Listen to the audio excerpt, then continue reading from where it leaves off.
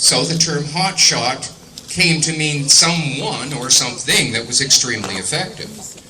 Now we say that the guy is a hot shot at fixing your computer. You're not saying the guy is a red hot cannonball at fixing your computer. That might mean something entirely different.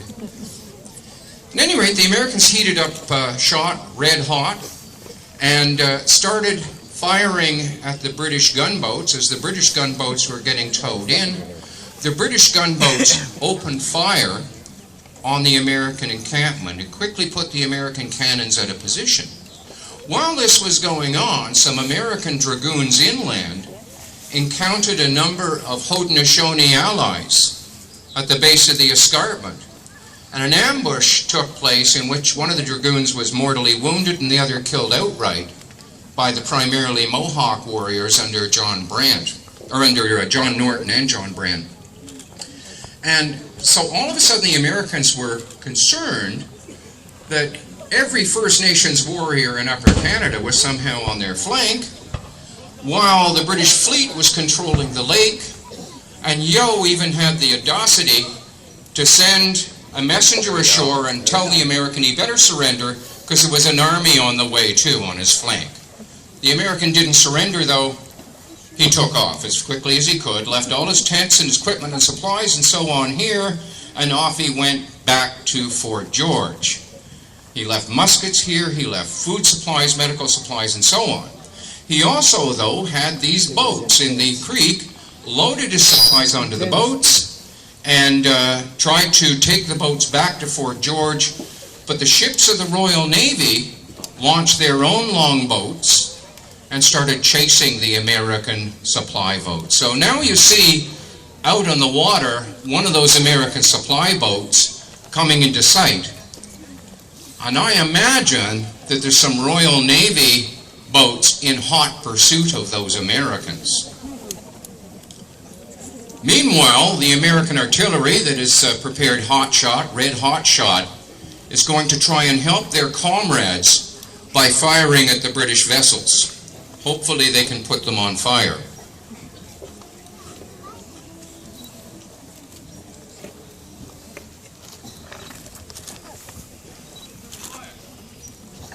These guns are loud.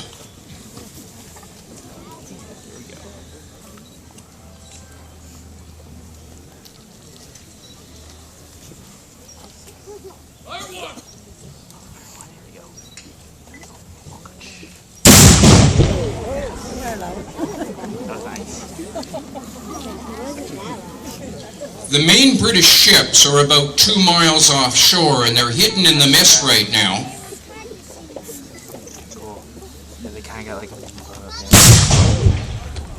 But the American artillery figure if they fire at those ships, they'll prevent any more of the British Royal Navy boats from getting too close to shore and provide some protection. So the supply boat is beached here.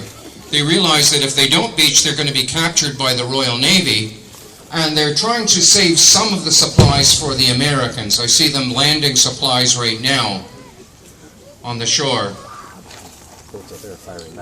I don't think they're aware that earlier we saw some of the British Indian Department and First Nations allies scouting in this area. One wonders whether or not they'll be safe landing there.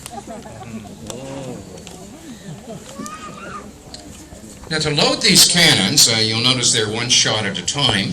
After each shot, the cannon has to be sponged out with a lamb's wool sponge, like a big Q-tip, that was soaked in water to put out any possible embers that were still burning in the barrel. If you didn't do that, the next shot you loaded in would fire prematurely and the gunner would lose his arms. So the gun barrel had to be swabbed carefully, and then the cartridge is brought up. The cartridge was the right amount of gunpowder in usually a linen, sometimes cotton, canvas bag. So the cartridge was pushed down the barrel and rammed to the bottom. And then if you were firing red hot shot, you'd put a piece of damp turf down the barrel. That was cool. And then the red hot shot, and you'd have to fire it right away because you didn't want the red hot shot setting off the powder prematurely, or you could blow the gun. It was a very tricky thing. So you notice that after each shot, they sponge and they worm the piece. Now I hear musket firing going on. It sounds as if those First Nations allies might be ambushing the American supply party that's landed.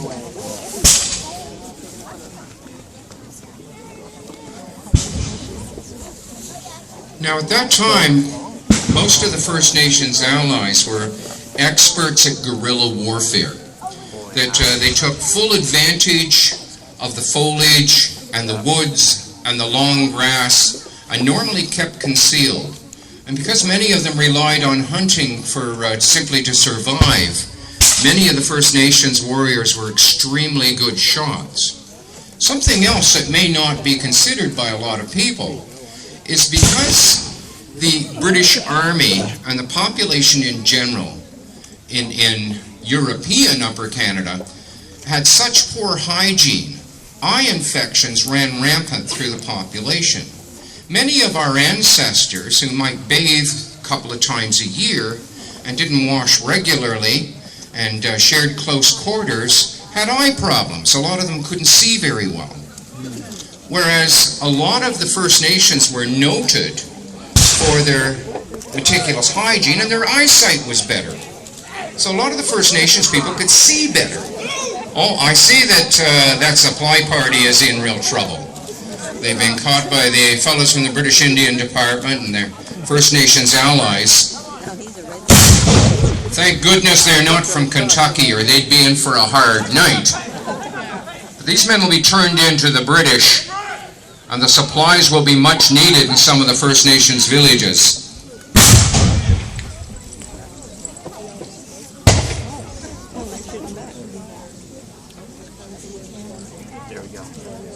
Now that's quite a coup because the American artillerymen and the American pickets that are camped nearby didn't even notice that this action was taking place. They might have heard something, but they might have thought it was the sentries clearing their muskets in the morning.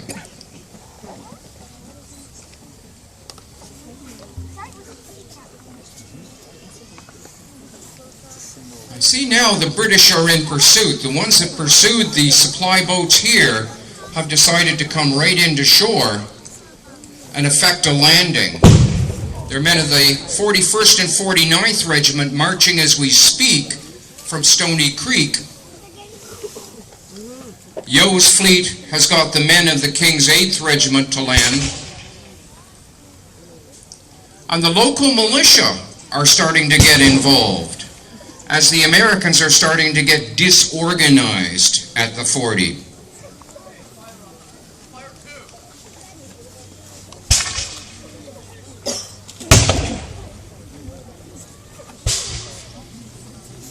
So the British ship's boats, now there's a ship's boat out there that is not a correct 1812 boat. You've got to ignore that. You don't see that. So the Americans desperately trying to fend off this British assault. British infantry and sailors on board firing musketry back at the Americans, keeping them pegged down.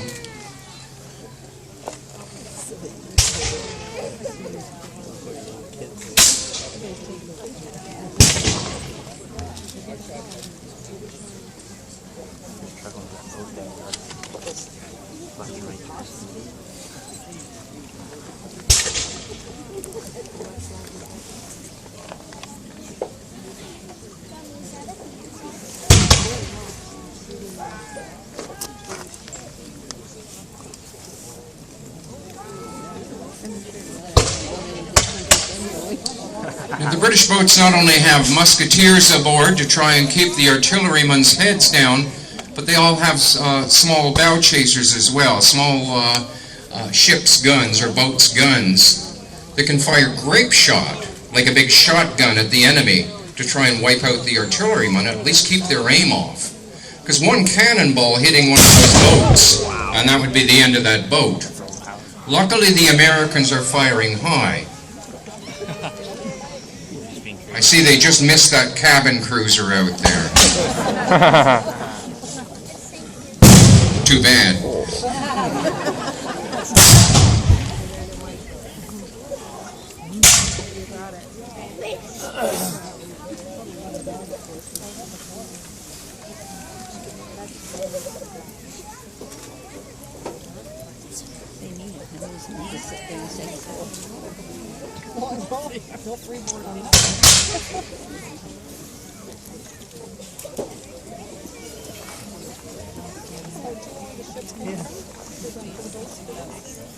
Now, at the time of the War of 1812, the rivers and the lakes were the main transportation system. The roads were absolutely atrocious. There's a story that my great-grandfather used to tell of the early roads, where his grandfather was walking along the road and he saw a hat lying in the middle of the road. And he picked up the hat thinking he had quite a find, and there was a guy under the hat. And he said to the guy, "Goodness gracious, sir, you've really sunk into an awful mud hole on the road." And he said, "Never mind me, it's my poor horse that I'm worried about." The roads were muddy, terrible affairs and very difficult to travel. So the most viable transportation system at the time was to use the rivers and the Great Lakes. So ship traffic was vitally important. It was crucial to the maintenance and the defense of Upper Canada at the time. You notice how the British have been able to land a Royal Navy landing party with some ease to outflank the Americans. And the American artillery aren't aware that they've become that close to shore.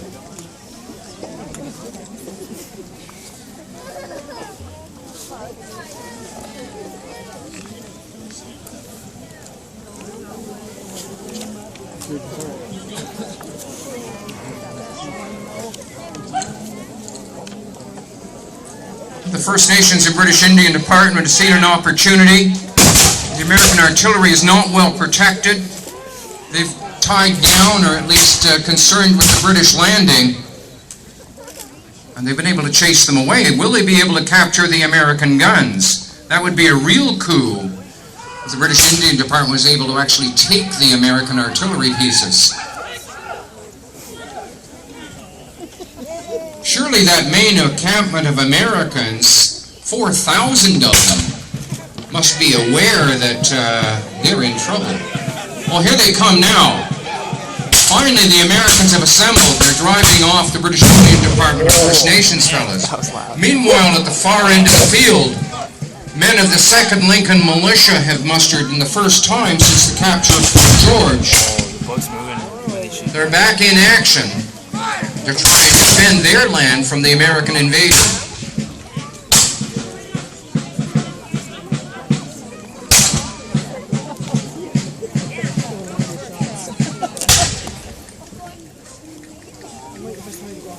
Now, if you look at the amount of smoke generated by these flintlock muskets, you can imagine what a battle must have been like at the time when there'd be several thousand men firing.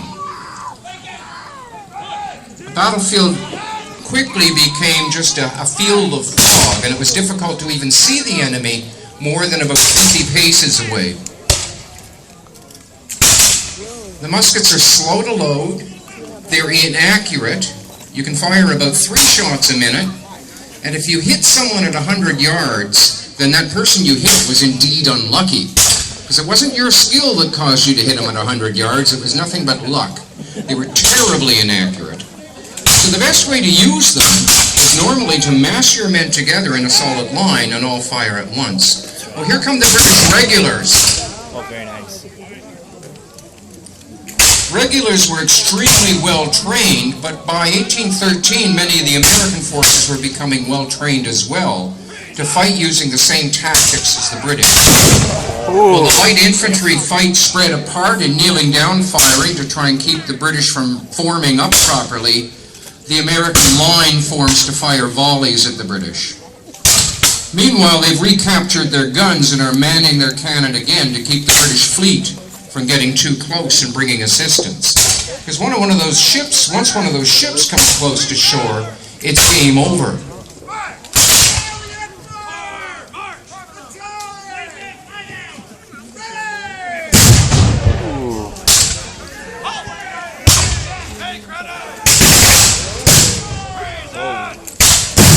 ships at the time could carry up to 18 heavy cannon that could clear out of the American encampment in no time flat. So the American gunners are trying to keep them at a distance. Meanwhile, even though there's a much larger American contingent still camped, and only some of the skirmishers have been sent out to deal with the pesky British and militia and First Nations allies, each side is trying to get the other side to break, trying to get their discipline to break.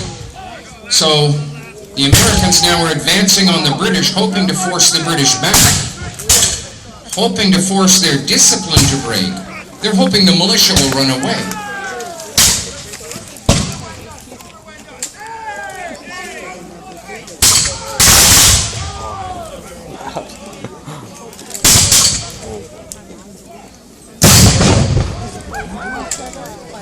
You'll notice every once in a while that someone will pull the trigger and nothing happens to the musket. This was a common occurrence, that the flint could be dull, the powder could be damp, the mainspring could not be strong enough. There's any variety of things that could go wrong. Sometimes the flint would come down and you'd get nothing but a flash in the pan, as it was called. That term, by the way, flash in the pan, comes from musketry from this period in time. The entire musket consisted of three pieces. There was a lock, stock, and barrel. So the whole thing is lock, stock, and barrel, which is where that phrase comes from. So whichever side is better trained, not the one that has the most numbers, but the side that is better trained, that has the better discipline, is the side that will win. The side where the soldiers aren't that well trained, the soldiers will start to get nervous. Some of them will start to hold back, some of them will actually run away, and the battle is lost. So it's the side where the men can stand ramrod straight, even through heavy American fire or heavy enemy fire. That's the side that will win the battle.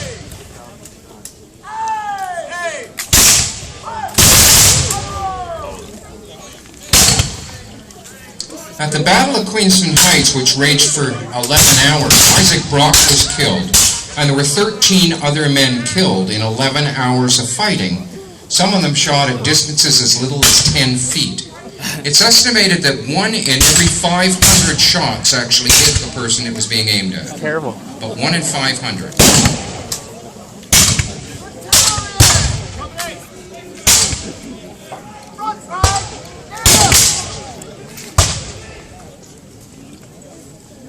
Now, it looks like the Canadians and the British are being pushed back. Looks like the Americans are triumphant. Will they hold the fort? Will they be able to advance on Burlington after all? You're allowed to boo when they start to win. Yankee, go home. Let's give you some real boo-worthy stuff. You see the Americans with the green ribbon around their round hat? The type of top hat that they're wearing, and I'm wearing, is called a round hat. See the guys on the far left of the line with the green ribbon around their hat? They're Canadian volunteers.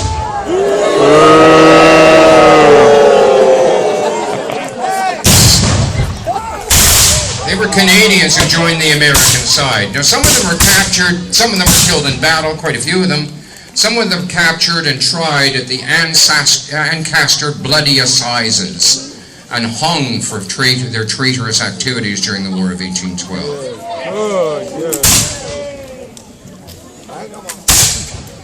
I find it interesting that their leader of the Canadian Volunteer was a fellow named Joseph Wilcox, who was the member of provincial parliament for Niagara.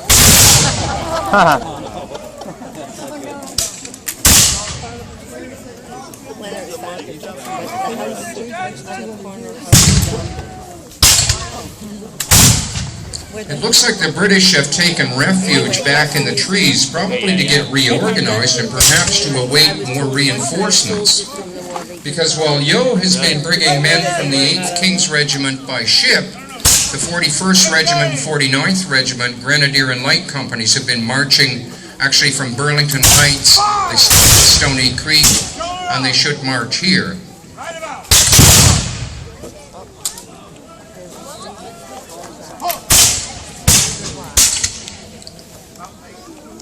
Looks like the Americans are unable to dislodge the British from that treed area. And the Americans don't dare go into the treed area because of the First Nations allies that are accompanying the British. They would be fools to go into the forest while there are First Nations warriors there.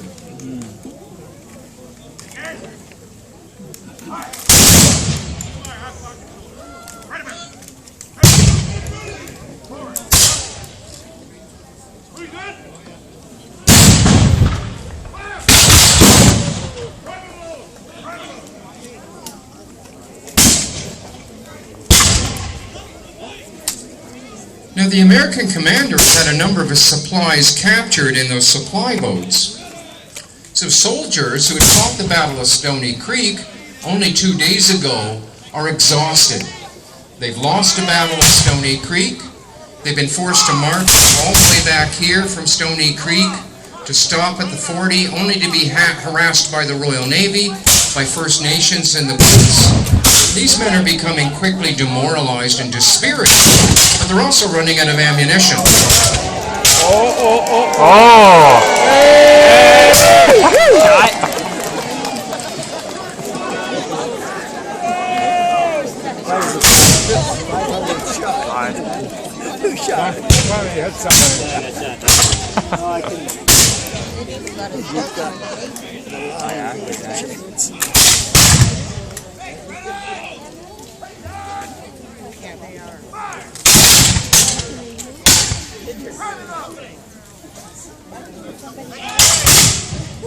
The American commander was hoping to wear the British down with gunfire. The artillery, in the meantime, is so fixated on the British fleet that's way out. I can see one of its sails now from one of its schooners. All the way up there? Yeah. They're so focused on that they haven't hit the obvious stage of turning one of those guns on the line.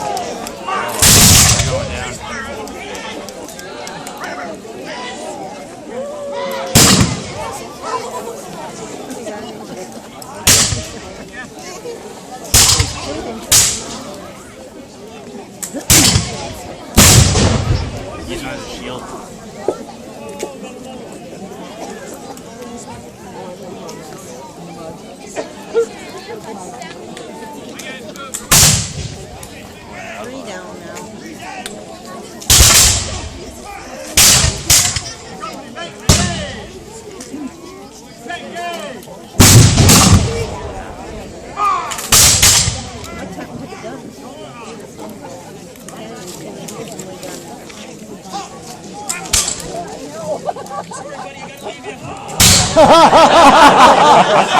As casualties are taken, the Americans withdraw. The Americans are frightened stiff of the fact that there are First Nations allies with the British. They've been brought up with lurid tales of what happens to people that are captured by First Nations. Little do they realize that they're facing the Haudenosaunee, the Six Nations of the Grand, who long ago gave up some of those methods of warfare, which they were such a terrifying influence for the Americans. They're training apart. Oh, there's another one down.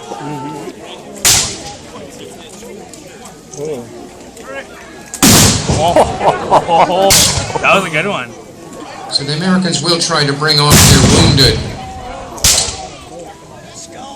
but won't necessarily be successful in doing so.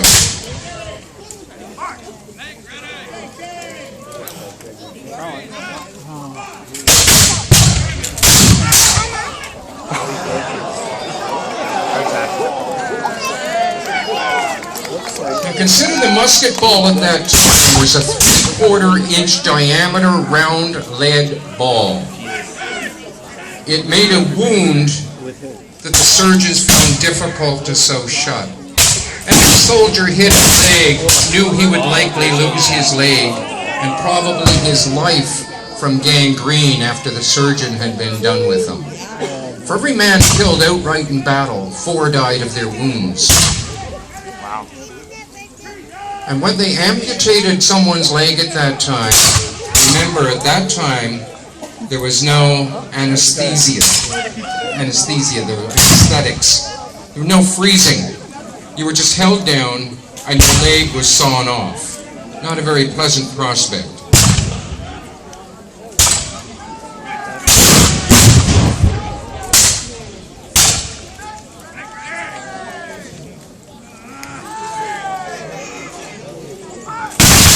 The Americans are using their gun limber to remove one of the wounded. He must be an important man.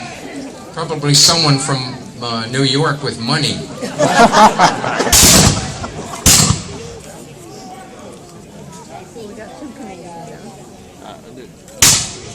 another one back there too. There's a couple back there.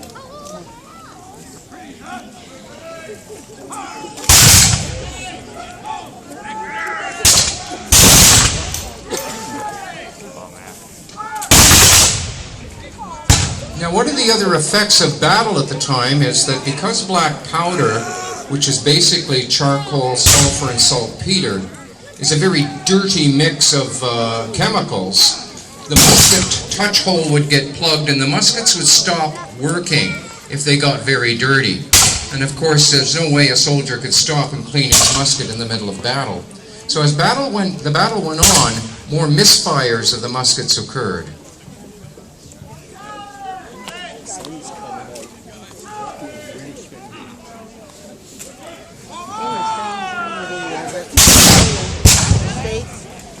The American commander is trying one last desperate attack towards the British with the bayonet to give his men time to retreat. Oh, a devastating volley at close range. Go home, Yankees! I see one gentleman pioneer has bought into the idea that he who fights and runs away lives to fight another day.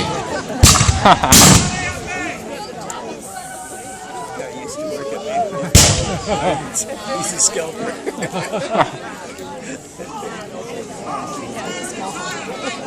Now I see a First Nations warrior collecting his proper war trophies from the dead.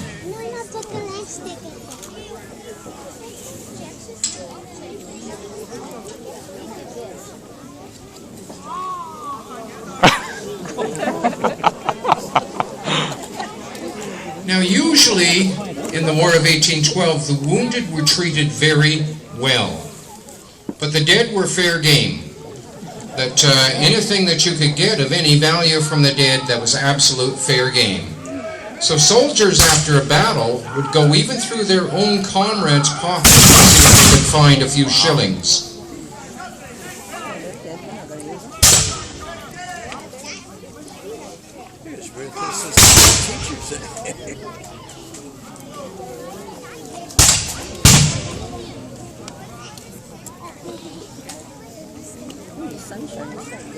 Yeah, I can feel it. It's good. Glimmer of hope. Yes. Down to 7 fighters. Yes, they are.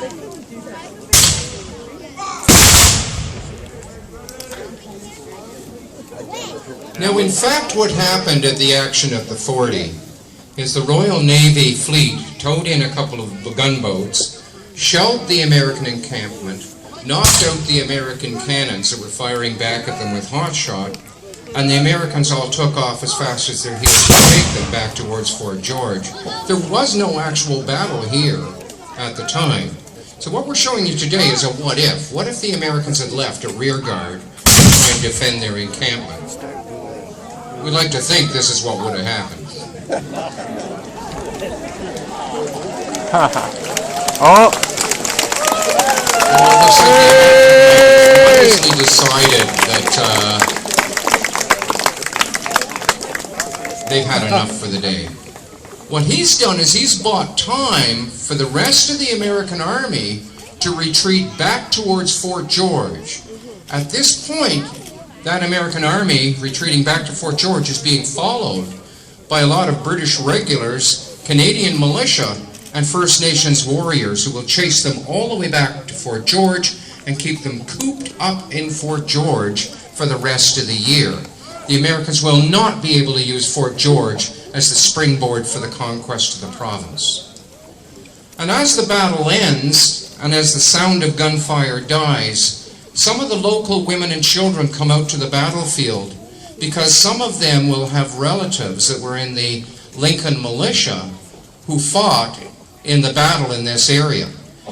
Now think of that. Upper Canada was a battlefield, and the local people could actually did go to the battlefield after the battle to look for their own people, maybe their friends and neighbors and relatives, helped the wounded, and quite frankly stripped the dead of everything that was